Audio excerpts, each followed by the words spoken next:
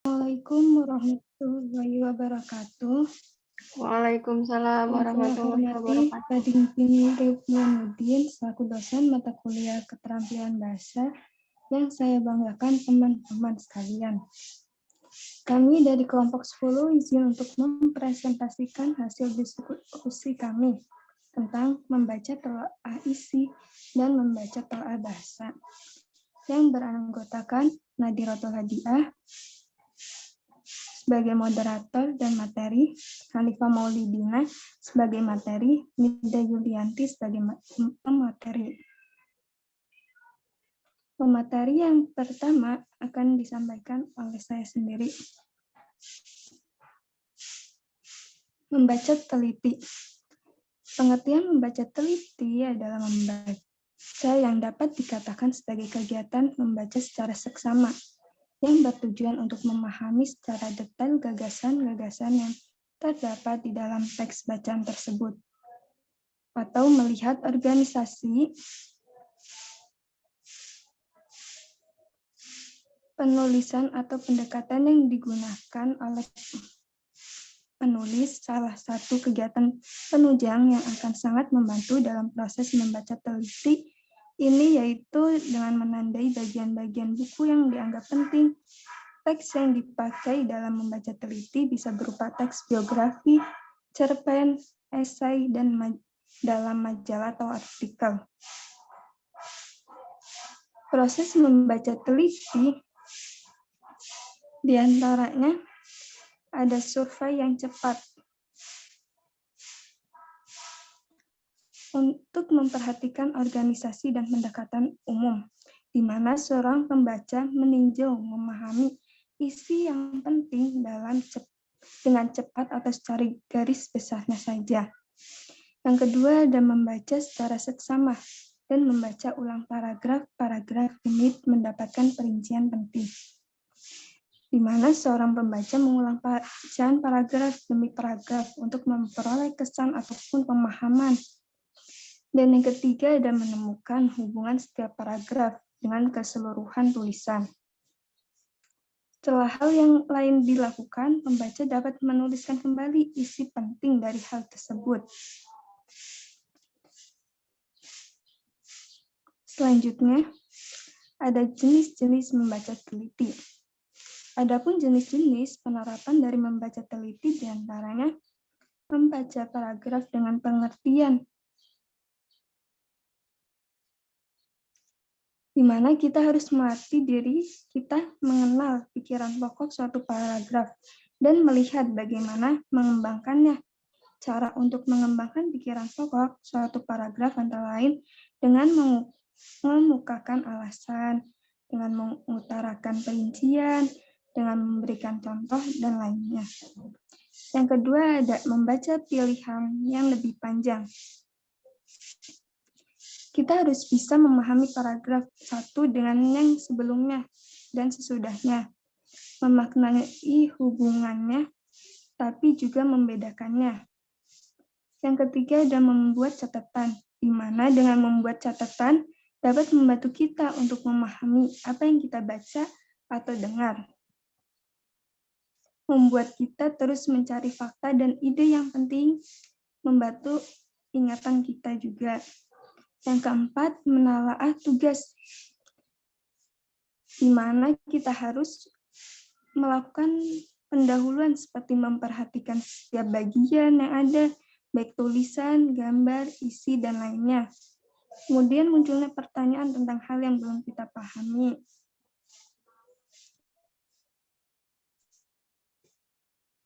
Selanjutnya, ada materi membaca pemahaman.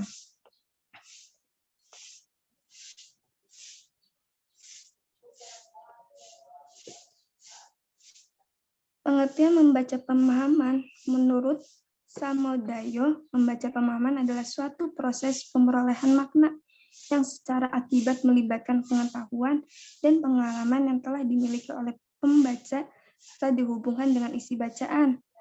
Maka membaca pemahaman yang memiliki tujuan untuk memperoleh pemahaman seseorang Dikatakan memahami bacaan secara baik apabila memiliki kemampuan untuk menangkap arti kata dan ungkapan yang digunakan penulis, kemampuan menangkap makna tersurat dan makna tersirat, dan kemampuan membuat simpulan.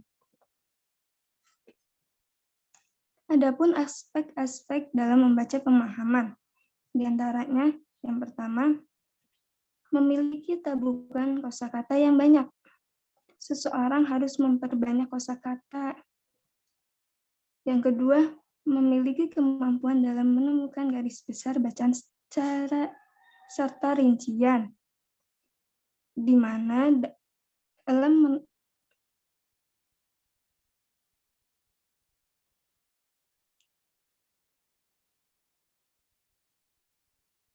yang ketiga, memiliki kemampuan untuk menangkap peristiwa dalam bacaan. Yang keempat, ada memiliki kemampuan dalam menafsirkan dan menerjemahkan sebuah kata makna, frase, kalimat, wacana. Yang kelima, ada memiliki kemampuan dalam menangkap, mencari sebuah ide pokok atau pikiran utama.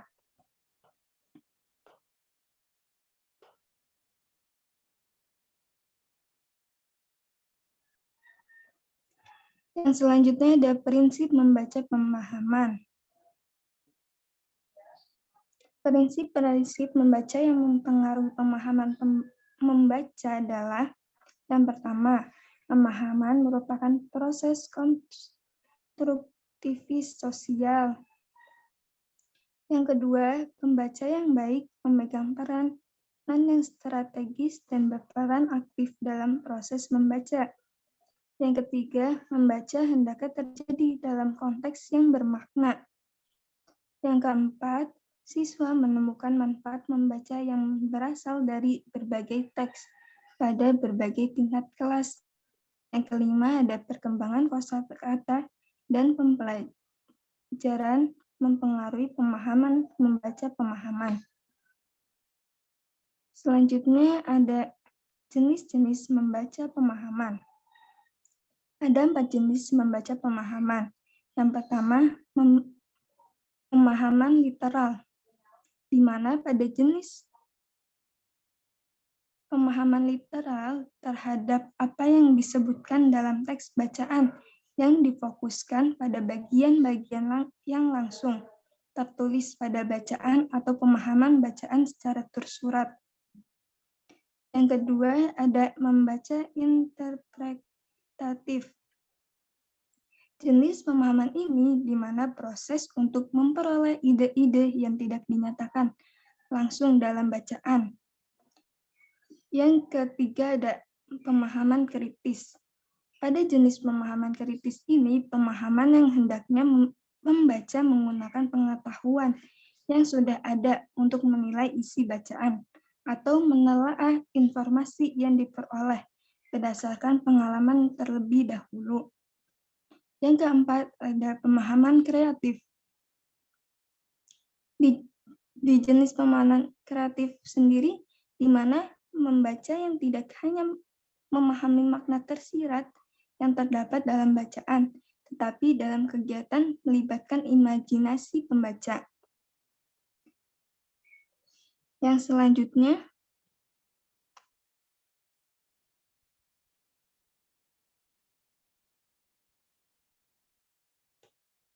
selanjutnya, udah keganti belum? Belum.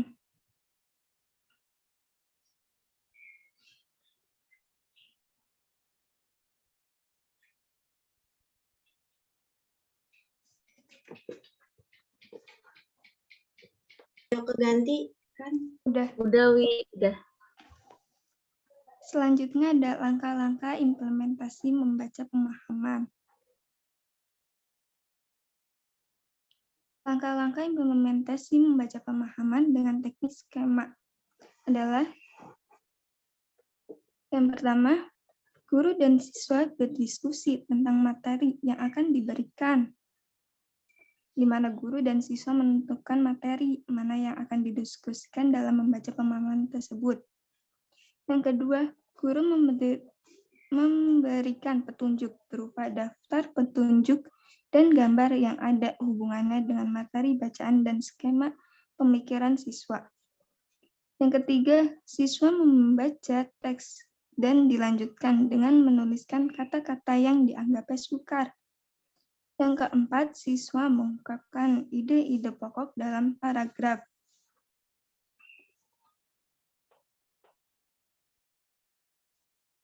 Yang selanjutnya ada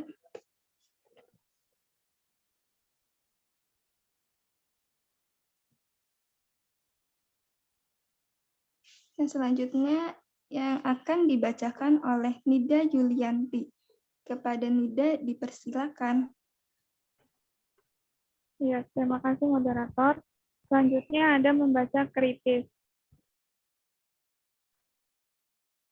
Pengertian membaca kritis. Membaca kritis adalah tingkatan keterampilan membaca yang bertujuan memahami makna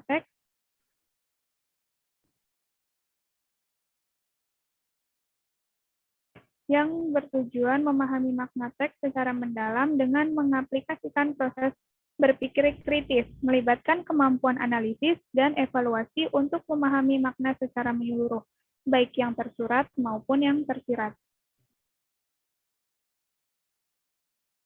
Selanjutnya ada hakikat membaca kritis. Hakikat membaca kritis itu ada 5. Yang pertama, menginterpretasi. Yang kedua, menganalisis. Yang ketiga, mengorganisasi. Yang keempat, menilai. Selanjutnya, menerapkan.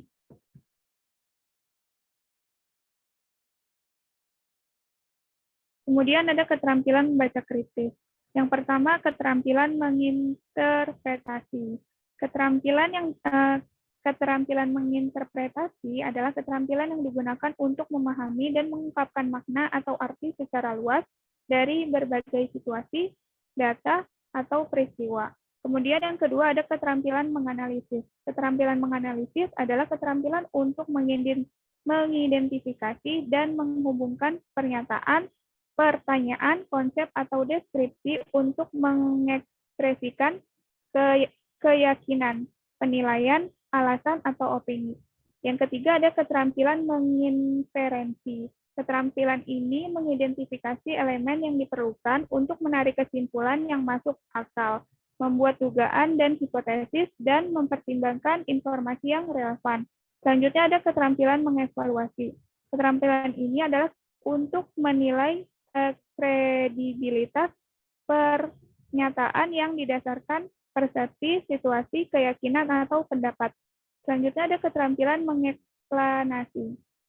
Keterampilan ini adalah keterampilan untuk menyatakan atau memberikan penjelasan tentang informasi, data, gagasan, berbasis bukti, konsep, metode, dan kriteria. Dan terakhir ada keterampilan meregulasi diri. Keterampilan ini adalah keterampilan untuk memantau kegiatan kognitif melalui analisis dan evaluasi terhadap diri sendiri.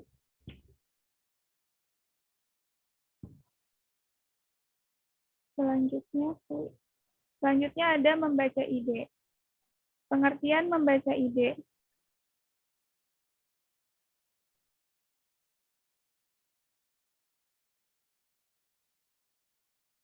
Sebelumnya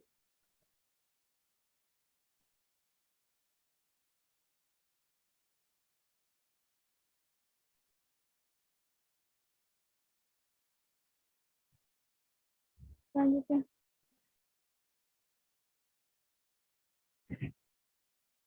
Udah belum? Belum ya? Belum. Yang pengertian.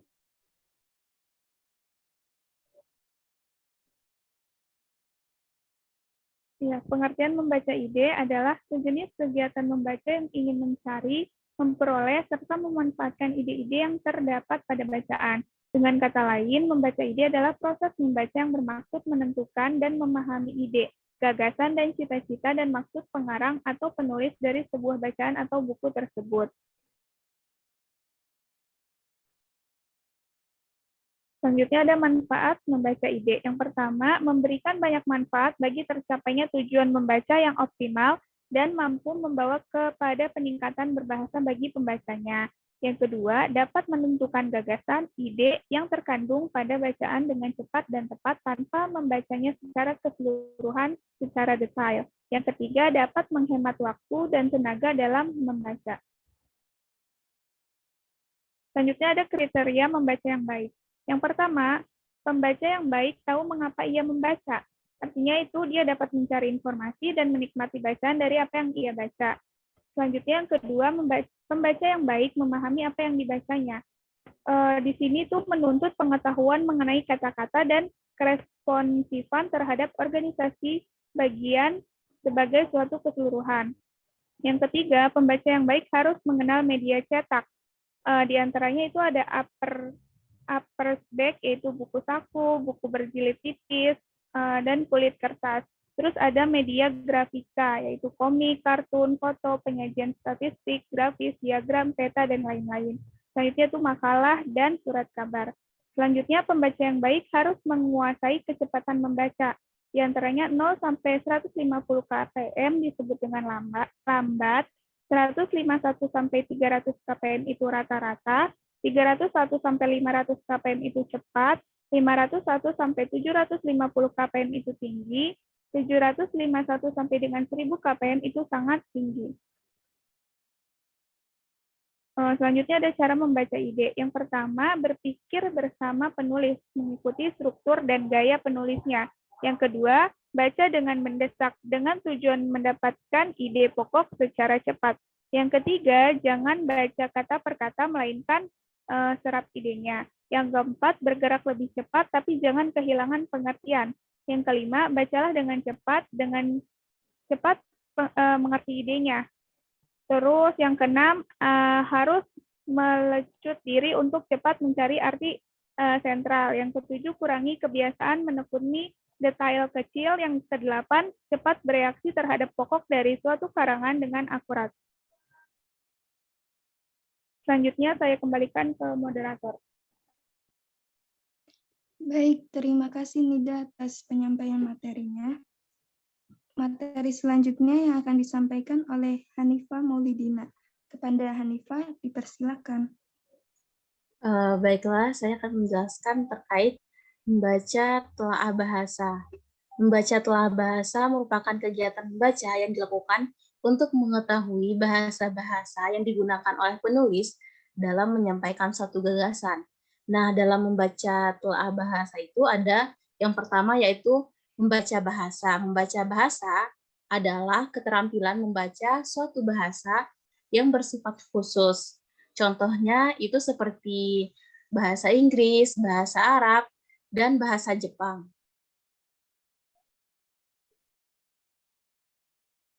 Lanjut.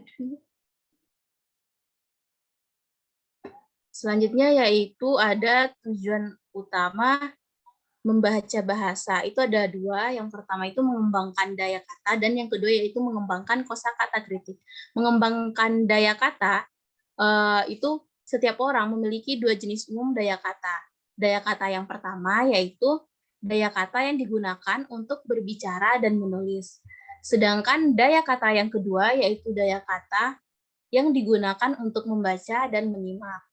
Lalu yang kedua, mengembangkan kosakata kritik. Hal-hal yang perlu diketahui dalam mengembangkan kosakata kritik itu yang pertama, bahasa kritik sastra, yang kedua, memetik makna dari konteks, dan yang ketiga yaitu petunjuk-petunjuk konteks. Selanjutnya yaitu membaca sastra. Membaca sastra merupakan keterampilan membaca suatu karya sastra. Karya sastra dapat dikatakan indah apabila bentuk maupun isinya terdapat keserasian dan keharmonisan antara keduanya. Tujuan membaca sastra. Tujuannya itu ada 4. Yang pertama yaitu melatih serta meningkatkan kemampuan dan keterampilan bahasa anak. Yang kedua, melatih serta meningkatkan kemampuan dasar keterampilan membaca anak. Yang ketiga,